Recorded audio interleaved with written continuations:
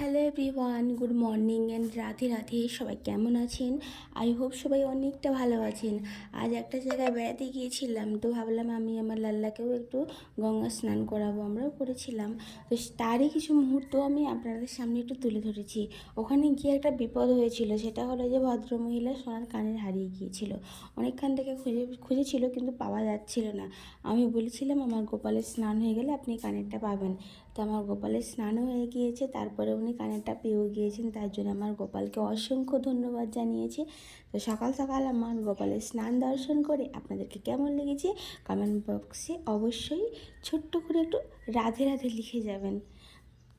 ঠিক আছে, next blog বা নেক্সট ভিডিও নিয়ে আপনাদের সামনে জলদি ফিরে আসছি। ততক্ষণের জন্য টাটা।